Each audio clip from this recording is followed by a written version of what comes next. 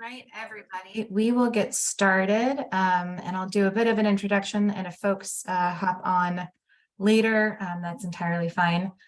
So good afternoon. My name is Chrissy Grover-Roybal. I am the Deputy Director of the Snohomish County Office of Recovery and Resilience. I'll talk a little bit more about our office and ARPA funding and all of that later. I imagine for many of you, this is the maybe 7th or 8th time you've gotten the ARPA spiel, but we want to make sure that everyone kind of is situated in how this funding is part of our larger strategy.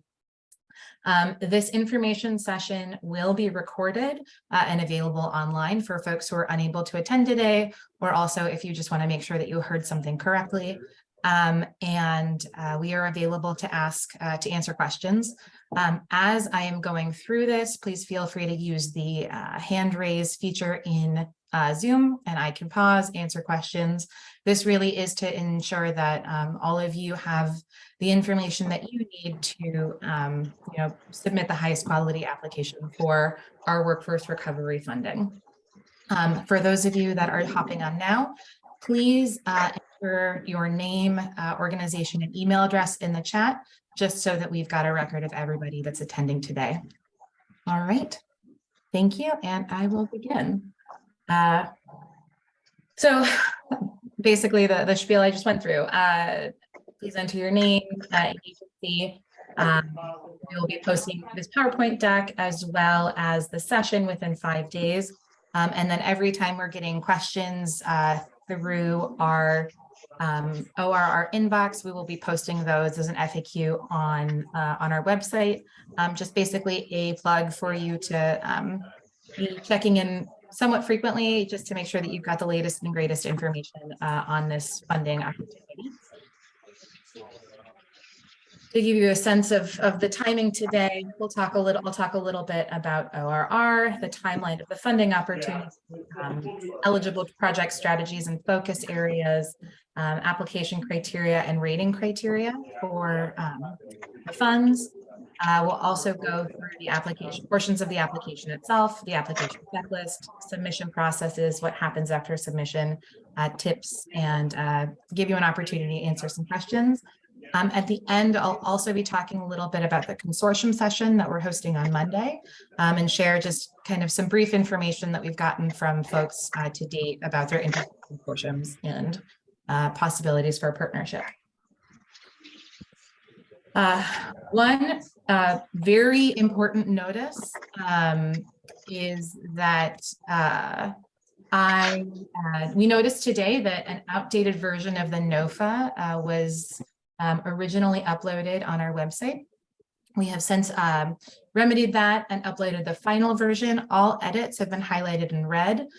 Please, if you've downloaded the old version and have started working on that, please go and get the new version. There was one question added to the application in section 1, as well as correcting a couple of inconsistencies in the application deadline.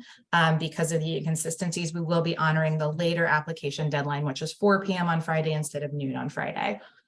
So 4 p.m. is fine, or is completely reasonable for a submission. Thank you. All right, so background on ORR and this funding and ARPA. So the Office of Recovery and Resilience was started in summer of 2021 to oversee $160 million of federal funding that was distributed to Snohomish County through the American Rescue Plan Act.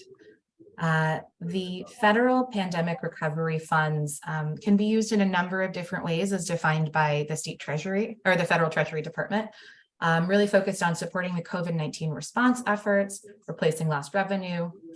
On the areas where we've really chosen to focus as an organization and as a community is to really support the immediate economic stabilization for households and businesses, which we've done through supporting food banks and a number of other programs, and then also addressing systemic social and economic challenges that contribute to the unequal impact of the pandemic. So really, ORR has since 2021 moved from that immediate emergency response phase to that kind of moving from the recovery to the resiliency side. So how do we build long-term economic growth and sustainability in Snohomish County?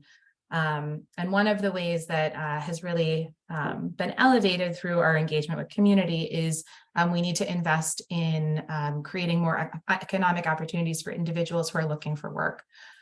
This funding in its nature is one time, and that, you know, when we're funding programs does create some tension and some challenges, and it must be expended relatively quickly. So the funding must be contracted by the end of 2024 and then spent by the end of 2026. So we're on a very short timeline with these funds, and that you'll see is kind of a key focus of ours as we're talking through scoring criteria for the application.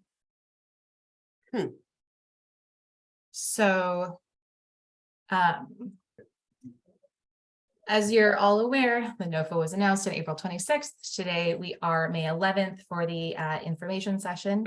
On Monday, we'll be having a consortium development and workshop session. For those of you that don't know what a consortium is yet, I'll be talking about that in a bit. The application closes May 26th at 4 p.m. We will be convening a review panel made up of county staff and external partners to review applications and score them. That set of recommendations will then go to county council, and council will approve those recommendations. We'll be able to do award notifications, and then contract negotiations and contract development will be sometime likely Q3 2023, hoping to get these programs stood up as quickly as possible. So it is a lot to achieve in a fairly short timeline. We are at the county committed to getting this done as quickly as possible in a way that is reflective of community response and also will result in high quality programming. So what does the NOFA fund? We are looking for programs and projects that will provide enhanced employment training and address challenges to employment in Snohomish County. The key foundational piece of this funding is that all projects receiving funding must connect individuals to a job or a workforce pathway. That is the ultimate goal of this funding, and that is what we are looking for at the end of the day. When we walk away from these projects in a couple of years, we'll really be looking at how many individuals were connected to jobs or workforce pathways as our driving factor, our North Star. This includes, but is not limited to, workforce development programs, classroom-based and work-based, subsidized and unsubsidized employment, job placement, and career exploration programming for youth. And all applicants, or at least the applicants in a consortium that are providing the workforce services, must have prior experience providing those services. This is not a funding opportunity for organizations that are interested in beginning or starting a new workforce program. This is really for those organizations that have a demonstrated history of success in this space already. Applicant eligibility requirements. So all applicants, in order to be eligible for this funding, must meet the following criteria. If an application is being submitted by a consortium, at least one partner may meet the eligibility criteria. So for example, if you have 3 organizations and one partner is a lead and fiscal agent, they can meet the kind of fiscal eligibility requirements. And then another partner provides employment services. That partner can then kind of meet the other requirements. It's not all organizations in a consortium must meet every requirement. So as I said, applicants must currently be providing workforce development, job placement, and or youth career exploration services. So this is not an opportunity to develop new programs. It is expanding or continuing programs that you already have experience with.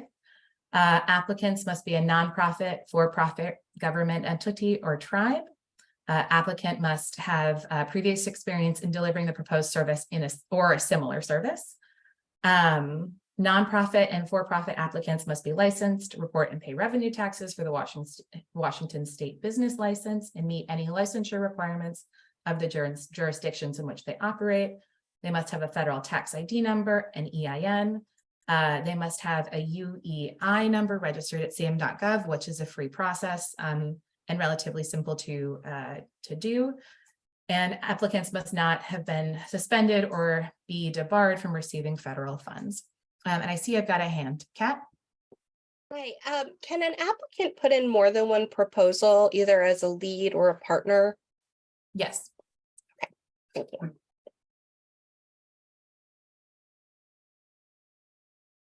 So as I mentioned, we are really interested in consortium applications, just recognizing the speed at which we'll need to be getting this work done. We know that there are organizations in the county that do part of what we're looking for really well, but may need support in other spaces.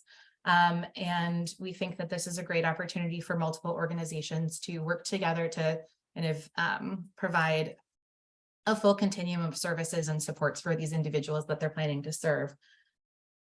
So this, in some instances, might be a fiscal agent that supports adhering to the federal funding requirements that are fairly strict within ARPA, that then acts as the fiscal agent for another organization that is providing direct services.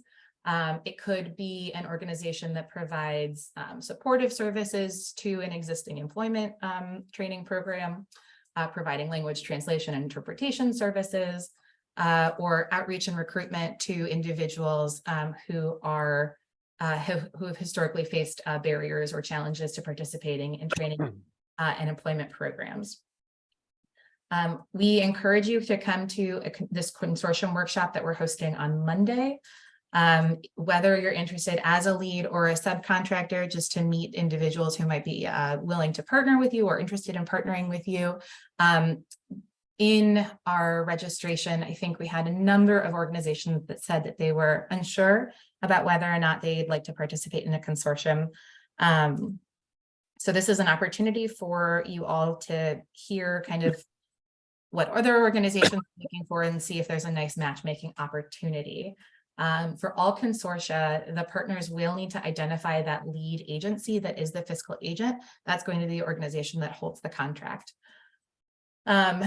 When you submit a proposal as a consortium, the proposal should address the role of each partner agency within the consortium so that we have a solid understanding of how the partners are all working together. And I see in the chat there's a request to place the updated link. So I will do that after I'm done screen sharing. So what is the NOFA fund?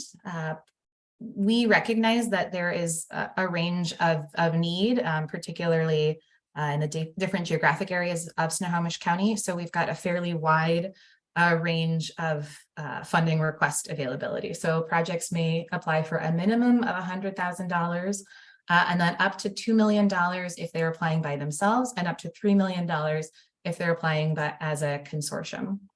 And those $2 and $3 million projects, we would have an expectation that they're serving a larger number of individuals or a broader geographic area or something along those lines.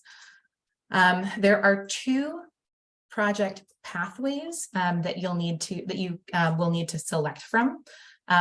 Both of these are within the kind of contained within that full $6 million of funding available under this funding opportunity.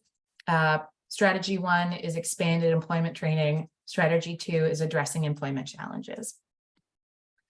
So expanded employment training is really looking at scaling, expanding, or replicating existing evidence-based workforce development, job placement, and/or youth career exploration programs by increasing the number of slots available to community members. So this is saying, I have a program that serves 50 people, and I want to double it and serve 100 people. And this is, we know that it works because I have historic experience, and we're just replicating it or expanding it.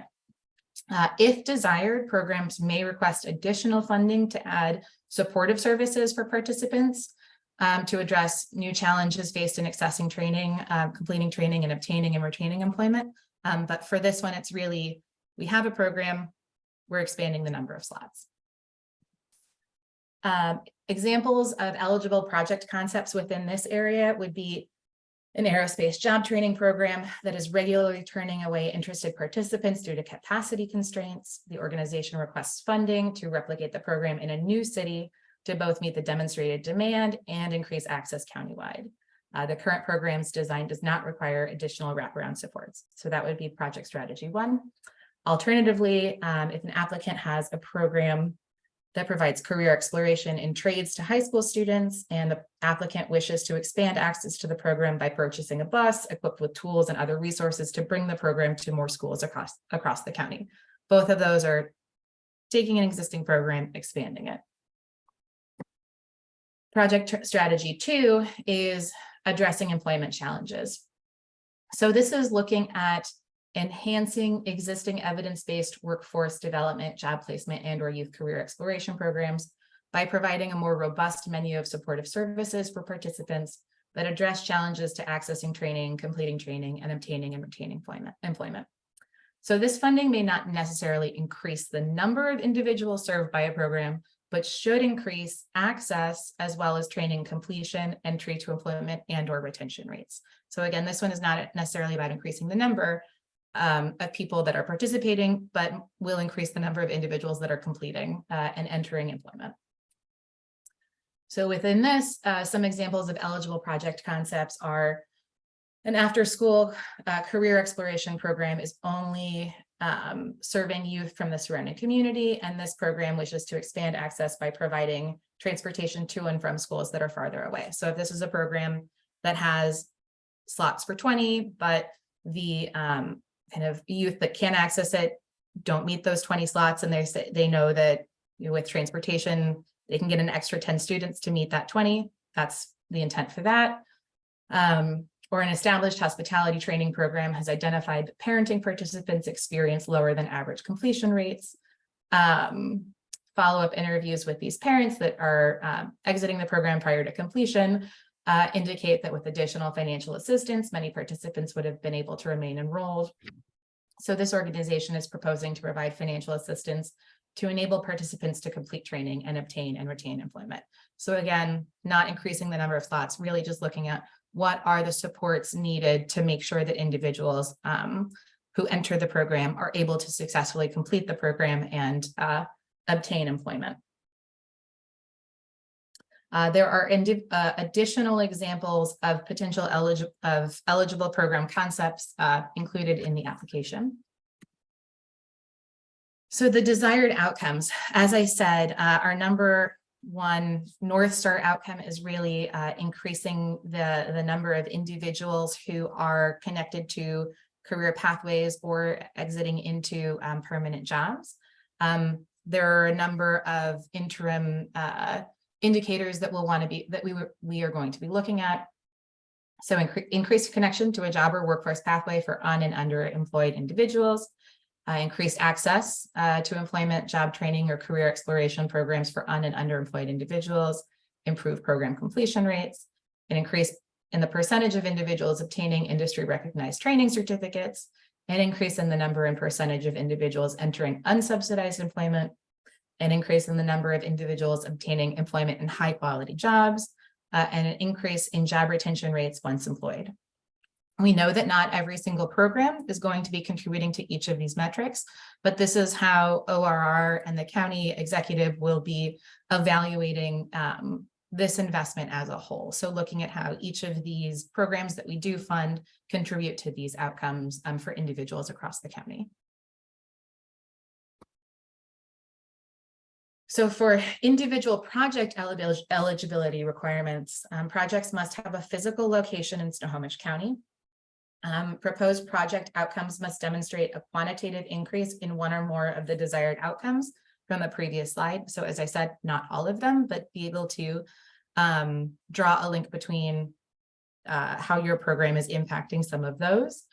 And organizations applying for funds, for other funds, are eligible to apply for these funds, but supplementation or duplication of funding is not allowed. So project budgets must reflect funding streams that are aligned, but separate and distinct. And yes, Sarah, the copy of this PowerPoint presentation will be available online. And then for those of you that registered, we can share that via email as well. Eligible expenditures. So what are things that can be covered within the budget? The funding can support the following types of activities: staff time, facility costs, and I will caveat that Facility purchases are not a primary intent of this NOFA. However, we will consider capital expenditures if there's a demonstration that a one-time capital expenditure can support long-term program continuation. And there is a clear connection between the capital expenditure and a connection to workforce pathways or jobs. Purchases of materials, supplies, or equipment that will support the program in both the short term and the long term are eligible. Supportive services for participants, as well as subsidized employment options. For participant eligibility, so who can receive services under this funding, individuals must be unemployed or underemployed, or youth age 16 to 24. So that we've broken it out as career seekers. So that's individuals who want and are available for work, including those who have looked for work in the past 12 months, as well as individuals who are currently employed but are seeking to move to a job that provides better opportunities for economic advancement, such as higher wages or more opportunities for career advancement. Alternatively, we have the Career Explorer eligibility, which is any youth aged 16 to 24 who are interested in pursuing training opportunities for skill development, job placement, and career advancement. We've identified 3 funding priorities, and this is based on community conversations that we've had, as well as looking at where resources are across Snohomish County. We've identified focus populations, which are populations that experience significant challenges to accessing employment as determined by current or historic unemployment rates, or who are underrepresented in focus industries. Our focus industries are industries experiencing a high level of retiring or sidelined workers as a result of the pandemic, resulting in job opportunities that pay a living wage, provide career progression through training certifications, and have other qualities that enhance the well-being of employees. And then within our focus geographies, we're prioritizing programs located in or primarily providing services to council districts that experience higher than average unemployment rates and do not have access to workforce training programs. And I'll get a little bit more granular into like what we mean by a lot of that. So for a strong application, you know, as I said, we're looking for programs that serve our target populations, target industries, and geographic prioritization, but also projects that meet the following, that have the following attributes. So projects with a current history of success in achieving employment outcomes, projects with clear evaluation criteria for the design of their program, projects that demonstrate a strong understanding of the challenges participants are anticipated to face and clear strategies to address those challenges, projects that incorporate user experience and feedback into program design and then use that data to improve programs, the extent to which applicants can leverage other funds, and the strength of the sustainability plan, given that ARPA is one-time funding. So you'll see these priorities relatively cleanly map onto our scoring criteria, which I'll be going over in a little bit. So applications for the workforce recovery funding are out of a maximum of 125 points. There are 5 criteria sections with questions that will be rated on a scale of 0, 1, 3, 5, 5 meaning all of the criteria, 3 partially meeting the criteria, 1 meeting very little of the criteria, and 0 meeting none of the criteria. The number of points each question has is indicated in parentheses in the application itself. And then there are 20 points for serving focus populations, being linked to focus industries and or primarily serving individuals in focus geographies. So our focus areas. Focus populations are youth or individuals with challenges to employment. Groups that we have pre-identified as individuals with challenges to employment include justice system involved individuals, individuals with income under 300% federal poverty level, and I have a chart that will let you know where that is, individuals with behavioral health challenges, individuals with disabilities, immigrants and refugees, non-native English speakers. And then we have this other category other individuals from populations that have historically experienced higher than average unemployment rates or are underrepresented in focus industries. We fully recognize that this list that we have created does not fully encompass the universe of individuals with challenges to employment. So if there is a group that your organization has identified and serves that you believe would qualify or should qualify or be considered as individuals with challenges to employment, if you specify your target population, as well as demonstrate your basis for determining their higher than average unemployment rates compared to the general population unemployment rates, that could be eligible for these additional points under focus population. And again, it's looking, it can either be general unemployment rates or underrepresentation in the focus industries. And our focus industries are manufacturing, IT, hospitality, aerospace, healthcare, construction, and life sciences. Our focus geographies are Council District 1 and Council District 5. And if you're uncertain about where those districts are, I'm happy to provide a map that outlines the major population centers within those two districts. And again, to be eligible for these points, you must be primarily serving, and I think we set the threshold at 75% of the individuals you serve come from one of these populations or geographies, and then exit to one of these focus industries.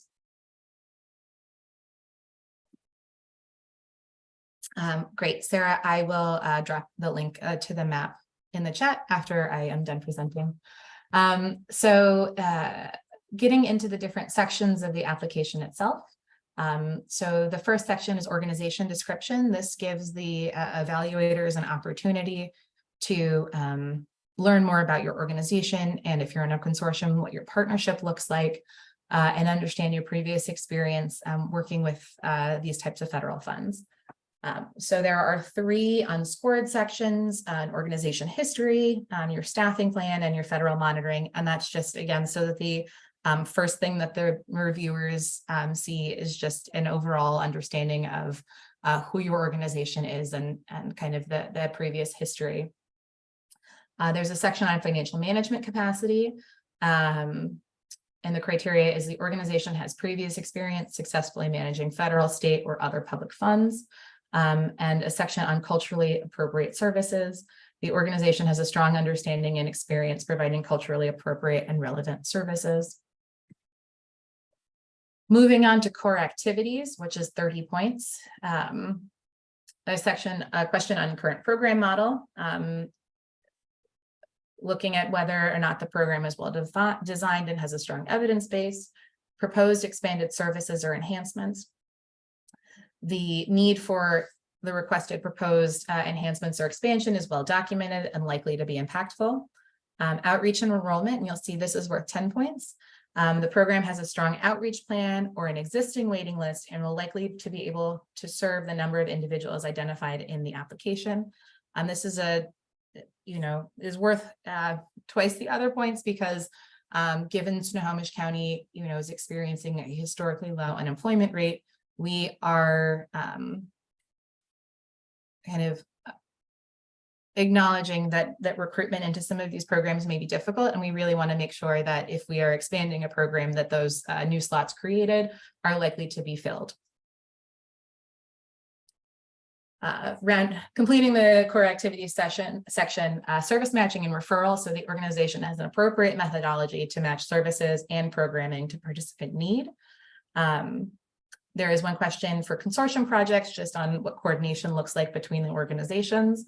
And then a final question on equity. The organization centers equity in service delivery. An organization is able to demonstrate reaching equitable outcomes. Then looking at historic outcomes or outcomes in general. So current outcomes. Organization has a history of achieving successful outcomes as defined by NOFA goals. So that's again looking at some of those previous outcomes, those kind of key indicators and outcomes that ORR has identified for the spending area. Future outcomes. So the organization has a clear plan to achieve successful outcomes with this new funding. Data management. The organization has a data management structure that meets the ARPA reporting needs. Program evaluation. Organization has an evaluation plan in place and uses both qualitative and quantitative data to improve program outcomes. For budget and timeline, for the budget, it is reasonable and not duplicative.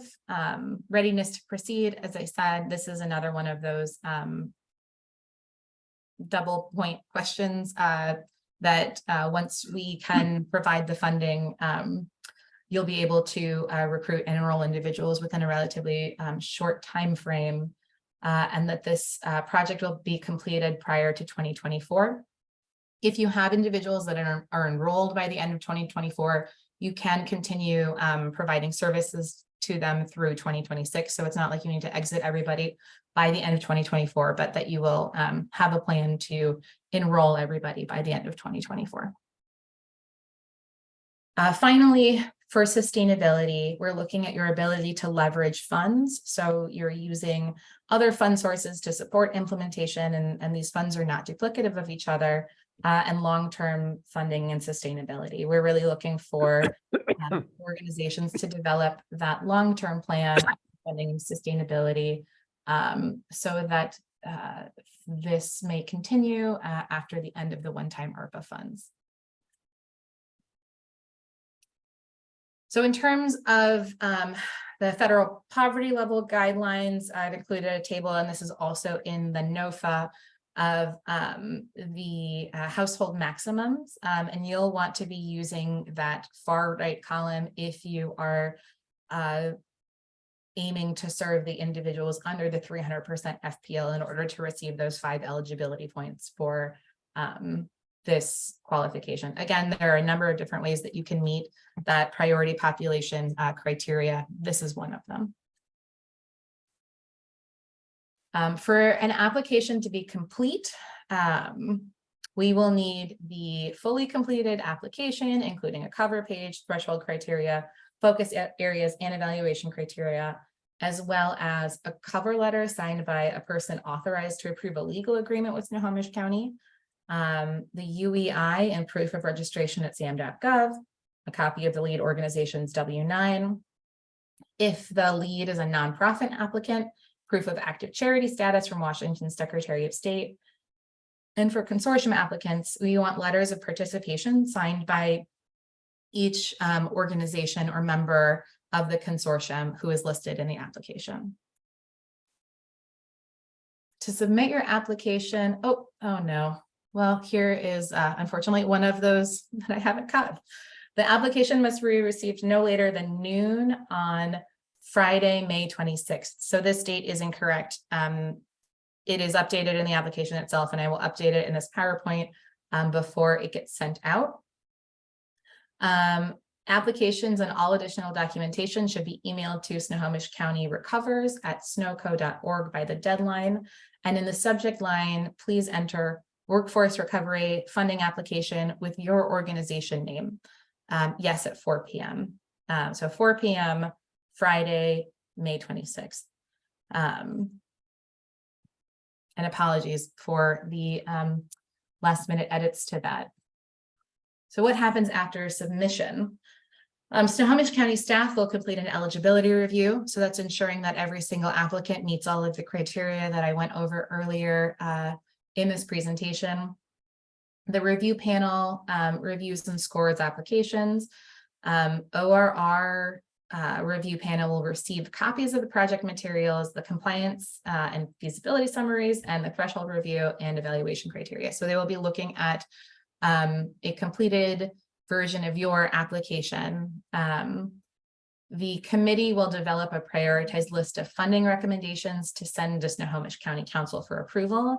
And assuming that Snohomish County Council approves the recommendations, ORR is then authorized to make final funding awards and begin contract negotiation. Yes, and also Kara flags in the chat that it is the Friday before Memorial Day. So as you're getting all of the materials together, please be sure to account for coworker absences. Fortunately, this application is going to be only electronically submitted. So no need to worry about traffic or anything like that. But, please provide some buffer for computer mishaps, internet outages, things along those lines. For tips, follow the required format. You don't need to retype each of the questions. You can just use the 1 or 2 word headers for each as you're answering them, as you're developing your narrative responses. Be specific and answer all parts of the questions, and follow the page limits. So for each of these sections, we've provided some page limitations, and that is because we anticipate a large number of applications, and we want the review panel to be thoughtful and be able to read and consume all of the material that they'll be getting. Double check your budget numbers. That is something that we will be paying significant attention to. Have someone else review your application. I think a lot of times when it's one person putting this all together, they'll miss things, or not recognize that what they intended isn't necessarily coming across. So always getting a second set of eyes or third set of eyes on this, to make sure that you're representing yourself in the best way possible and your organization in the best way possible is important. Start early and allow lots of time for submission processes. In every single kind of round of funding that we've done, there have always been hiccups in organizations that are submitting right at the very end, and we'd like to reduce stress for all of us and encourage you to submit early if possible. And also submit all required attachments. If you submit early and you're missing something, we'll be able to flag that for you. And then you'll have some additional time to make sure you get in the W-9. It's easy to overlook that, but just because of the way that this works, if you submit it late and we're missing that, unfortunately, it would make the application incomplete and then thus ineligible for review. So I will pause here before I hop into any specific questions. So you're obviously welcome to ask any questions today. And you can submit questions to our inbox at snohomishcounty.recovers@snoco.org. I know you have already submitted questions to us, so thank you. We'll be posting a Q&A probably today or tomorrow, the questions we've received to date. And also, just as an FYI, only written answers are official responses. So even if you call us, we will just redirect you to that inbox. So I will pause now and give folks an opportunity to ask any specific questions.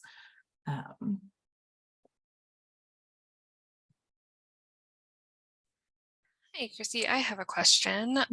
For the budget section, the way that we're reading it is that you're only wanting the budget for that specific grant request, or is it that you're wanting us to attach our full project budget to show what we're proposing for ARPA and what the other funding sources for our project will be?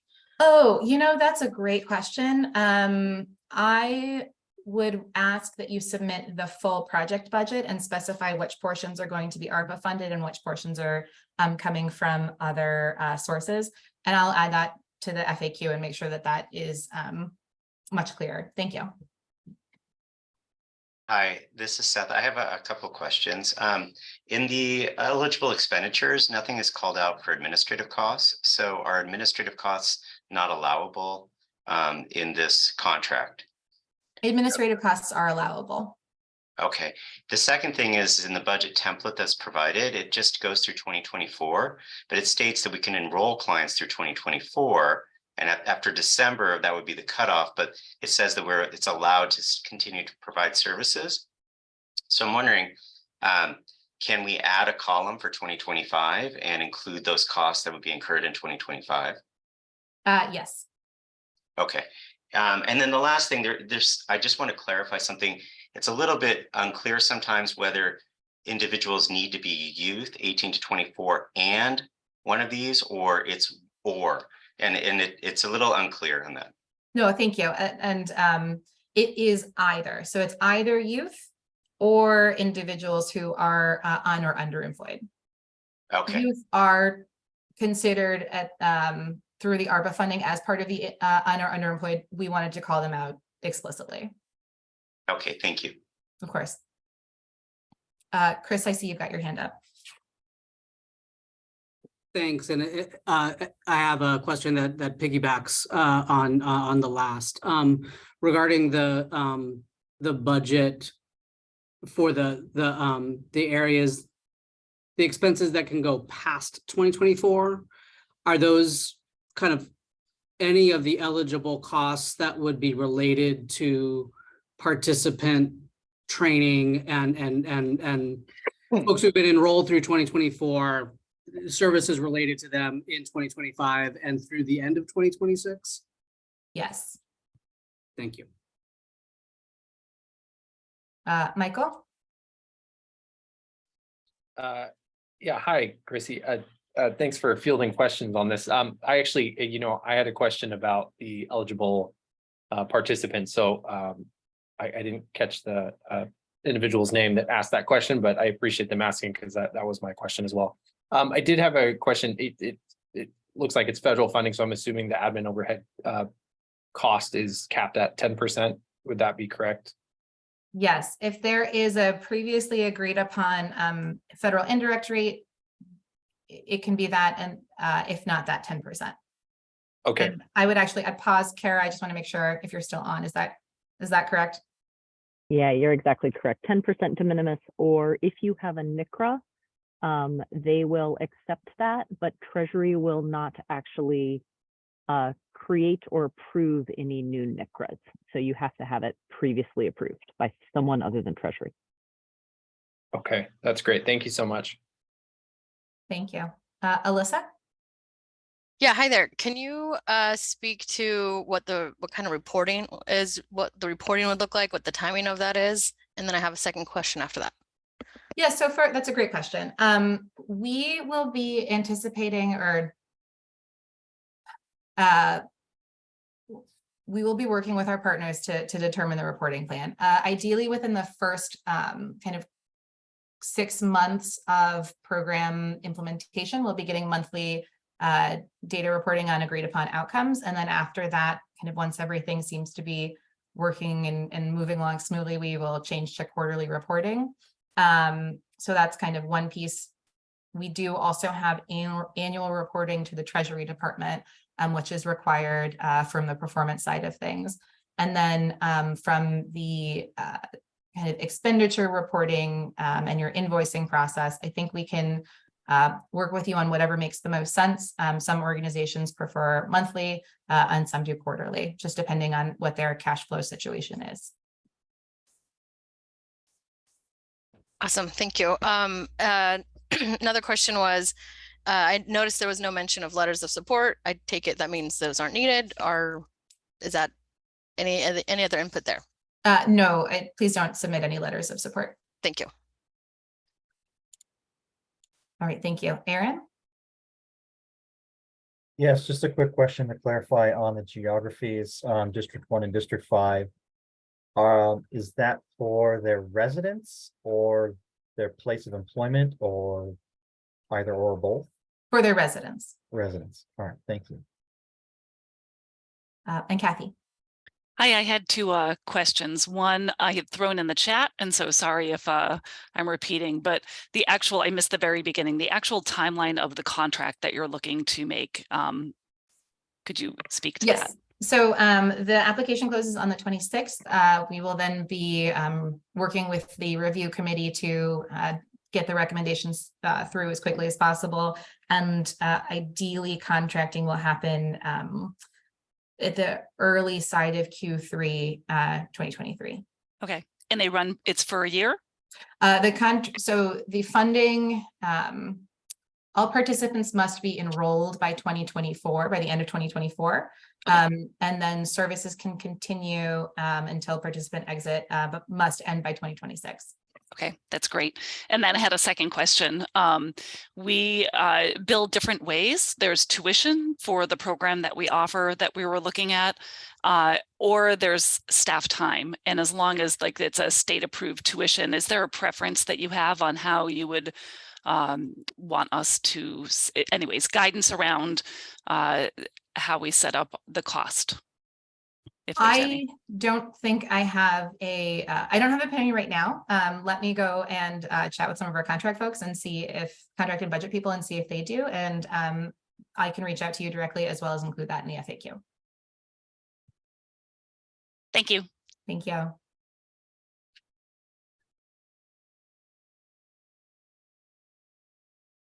Oh, hello, this is Reed from Community Trades and Careers. I was just wondering if there's we could get a copy of this PowerPoint. This is really great.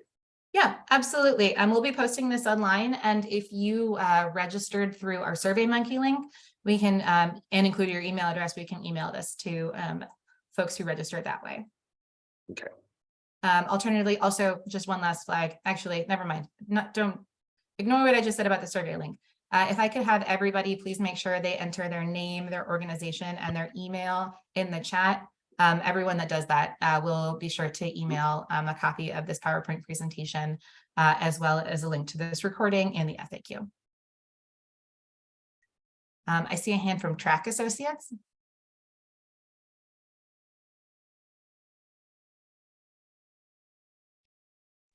I did have one more question.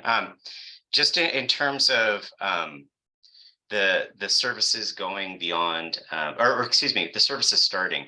I know you had third quarter of this year, which is a pretty broad timeline. Just when all of us are looking at doing these budgets, what would be a good estimate that we should be projecting for a start date? That's a great question. I would September 20. Oh gosh, that seems so far away. Kara, do you have a recommendation for like what we would hope for is the actual, let's say August of 2023? Yeah, so I think it's reasonable to set these at August. Let's see, August 1st, 2023. And obviously, if we have to scale, we'll scale. Sound good? Thank you. Thank you. And I appreciate everyone's kind of just flexibility and understanding with us, where sometimes government process can be slow and sometimes it moves quickly. So some flexibility is always appreciated.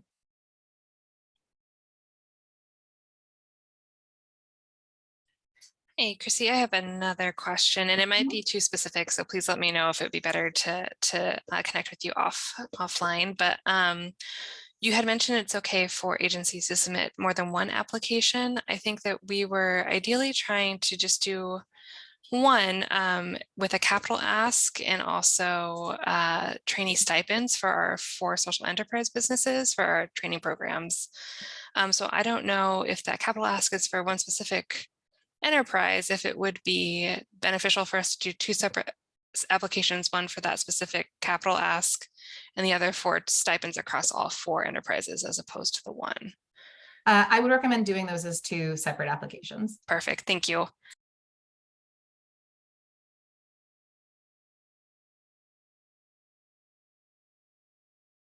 Okay. I'm not seeing any other questions. And have been monitoring the chat, but may have missed some. Let's see.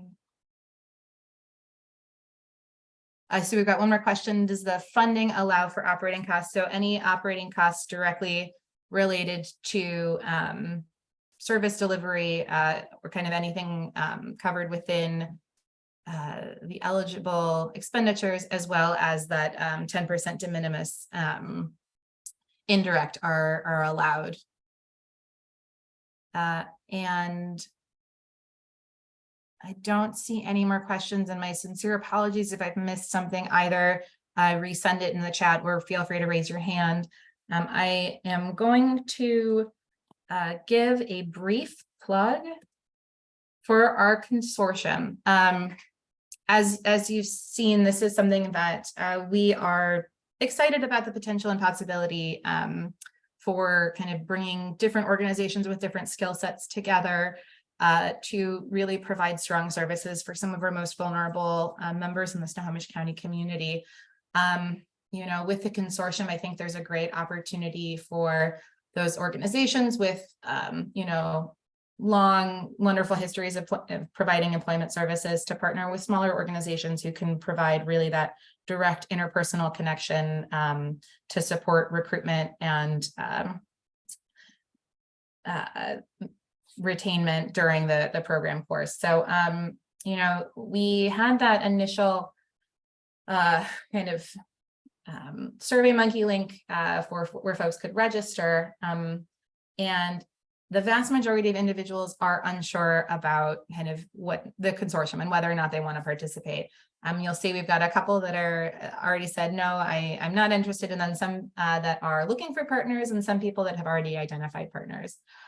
So I really, you know, do think that if, as you're going through the questions and you say, oh, wow, my organization, you know, truthfully doesn't have a strong response to those questions, find a partner that can help you really develop that strength and work together to make sure that, you know, the application that you're putting forward is the strongest. And then also, obviously, there is a higher funding threshold for these consortium projects, just recognizing that they might be serving larger geographies or individuals with higher needs to ensure that they complete employment training programs and things along those lines. If you I'm not going to be sharing direct information about individuals, but if you do want me to, please reach out, and just so I can get a list of you know, potential consortium organizations that are interested in consortiums, or alternatively, you know, flag in the chat or come to our meeting on Monday, where we'll be able to you know, get a little bit of one-on-one time with individual organizations and allow them to talk to each other and make those connections. Just, you know, what I am going to share today and some of the survey responses. So for the organizations that did register, unsurprisingly, a lot of them provide employment training services and other supportive services. We had a large number of organizations that provide outreach or enrollment and recruitment services, language translation, you know, and then some really specifics things like an early childhood education substitute pool, substance use disorder treatment, youth career exploration. So, you know, if any of those look like something that you are looking for, there's a partner that can provide those services. So this might be a good opportunity to see, you know, what are the gaps in the program that you currently provide and who can help fill those. In terms of desired partner services, you know, there are a lot of organizations that do great work in the community, but don't provide that direct employment training. They might be solid partners for supportive services or outreach. Alternatively, I think there are a number of organizations that are looking for that outreach and enrollment and recruitment support. And as I said, like, that is a kind of key priority for us. We want to make sure that all of these new slots that we are creating are filled by individuals. So really having a strong response to that is going to go a long way. A couple organizations are looking for supportive service partners, language translation partners. We've got a couple that are looking for fiscal sponsorship for a consortium. So alternatively, if you can provide some of those, this might be a good opportunity, or coming on Monday might be a good opportunity, or even, as I said, raising your hand now and saying, you know, I'm looking for X, Y, and Z partner. I think there's a lot of potential within the groups of organizations that are kind of interested in this funding opportunity. And that is the end.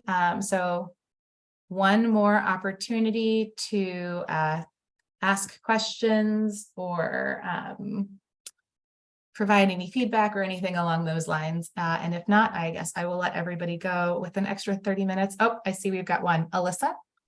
Hey, sorry, I wanted to take you up on the offer just to extend the invitation that any folks who are interested in youth career exploration, feel free to reach out to me.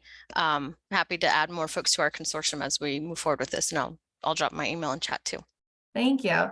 And I actually, before we close, I know I said I would add the updated links. So here is the new link to the updated NOFA. Actually, hold on, let me click on that and make sure that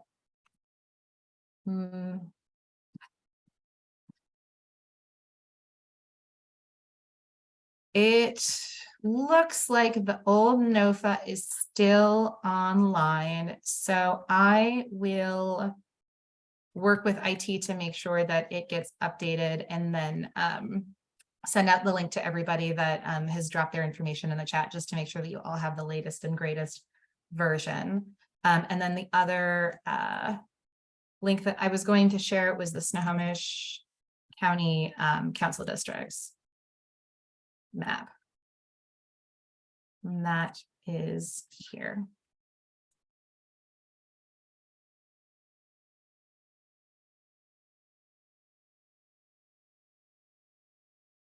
And does anyone else have any other questions or want to share the interest or kind of in consortium partnerships? And again, hope to see some of you, many of you on Monday.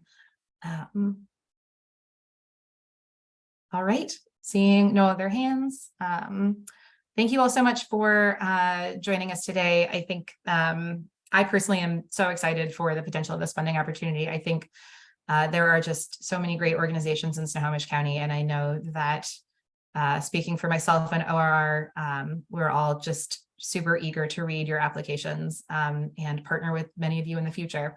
So thank you. I am not on the review panel, so I'm here to help answer any questions and provide any support that I can as we're going through this application process. So thank you, everybody. And I hope you all have a great day.